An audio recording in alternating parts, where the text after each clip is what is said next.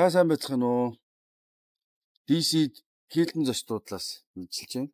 За миний ард Hilton зочдлууд байна. За Америкийн брэндүүдтэй Hilton, Marriott, за хоол хүнснээс бол одоо McDonald's, Starbucks гэх Америкийн брэндүүд байна. За нөгөө талдаа бол international franchise буюу олон улсын одоо franchising бүтээгдэхүүнүүд. За эдгээр бүтээгдэхүүн яагаад Монгол улсад байхгүй байна вэ гэж. За яг мэдээж нэг зарим нэгээс бол орж ирсэн байгаа. За KFC, Burger King гэдэг. За тэд нар бол мэдээж ялгаагүй л адилхан энэ American брэндүүд тэгээд бас олон улсын франчайз үйлчлэг юм. Гэхдээ энэ ямар шаардлага тавьж байгаагаас л хамаарч.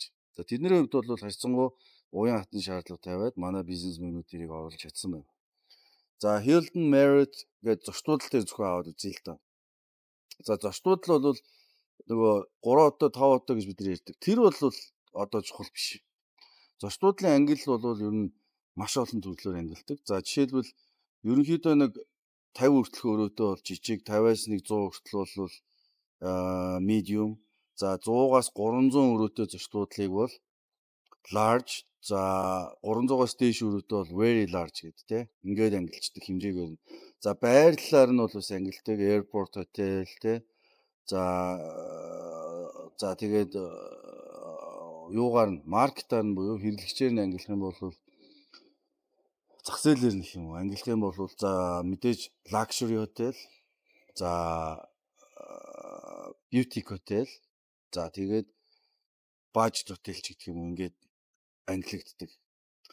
За түрүүн би хэд дурдлаа өрөө гэх те. Өрөөний тоогоор ингээд ангилж байна.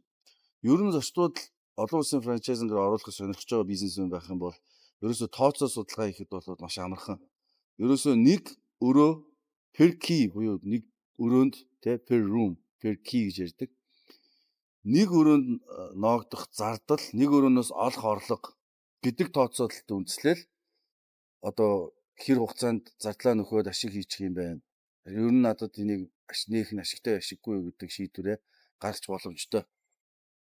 За жишээлбэл за medium level hotel те. За тэр бол ер нь нэг өрөө бол нэг 80-аас 120 мянган долларт босно гэж тооцно.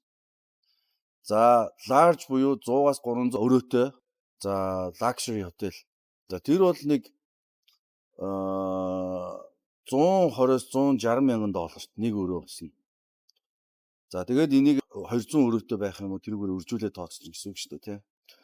За бүр тансаг зэрэглэлийн буудал буюу одоо жишээлбэл Marriott-ийн JW, Ritz-Carlton, эсвэл Hilton-ы одоо Grand Hilton ч юм уу энэ бүр тансаг зэрэглэлийн буудлууд бол за нэг өрөө бол 320-оос 360 мянган долларын өртгөөр босно гэж тооцсон. Тэгэхээр 350 мянган доллараа 100 өрөө авах юм уу 200 өрөө авах юм уу 200 өрөө л байна ер нь бол дунджаар 200 өрөөгөр үржүүлэхээр бол ер нь 60 мянган доллараар 200 өрөөтэй Grand Hilton эсвэл JW Ritz-Carlton-ыг та Монгол улсад байгуулна гэсэн үг. Тэгэхээр 60 сая доллараар буудал байгуулчаад энийг хэдэн жил нөхөх вэ гэдэг асуудал гарна тий. Энэ дээр л одоо ерөнхийдөө манай бизнесмэнүүд бол ундаг. Тий энэ бол яг л Монголын зах зээл жижигхэн бид нэр туризмын улирал багтай гадны одоо туристууд ялангуяа тийм боломжтой туристууд ирэх тэр зах зээл хязгаарлагдвал учраас одоо ашгаа бол хийх одоо жил одоо юу гэдэг боломж бол хязгаарлагдвал байдаг. За ер нь бол олон улсын энэ буудлын бизнес эрхлэлтэй буудлаар одоо мэрэгшсэн хүмүүс гэх юм уу тий. Эдгэртээ ингээд ярьж яхад бол буудлаас бол ашиг хийдвэ гэдэг. Зочд буудал байгуулаад тэндээс ашиг хийгээд баяжна гэж бол байхгүй. Яг ашиг хий баяжна гэж байхгүй гэж хэлдэг. Мөнгө хийх боломж бол ерөөсө буудал дагсан үйлчлэг. Жишээлбэл хоол тий, ресторан тий, зочд буудал нээгээд тэндээс мөнгө олчихно. За моол тий, зочд буудлаа дагаад тэгт нь моол байгуулаад тэндээс мөнгө олчихно. Офисын үйлчлэгээ тий. Гэх мэтлэн дагалдах үйлчлэгээ сервисээс мөнгө олдог.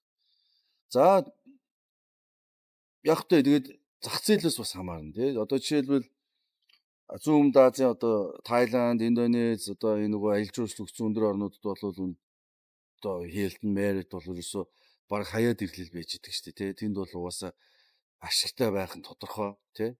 Бизнесмэнүүд нь ч гэсэн тэндээс бол зөвхөн тэр буудлаас биш маш олон далайцтай үйлчлэгнээс угаасаа дагалдах үйлчлэгнээс мөнгө олоо сууж идэг учраас тэнд бол ашигтай гарч байгаа. Манайд байгуулахаар дагалдах бизнес юу ах вэ гэдгийг манай бизнесмэнүүд маш оновчтой тодорхойлж чадвал бас боломжгүй зүйл биш.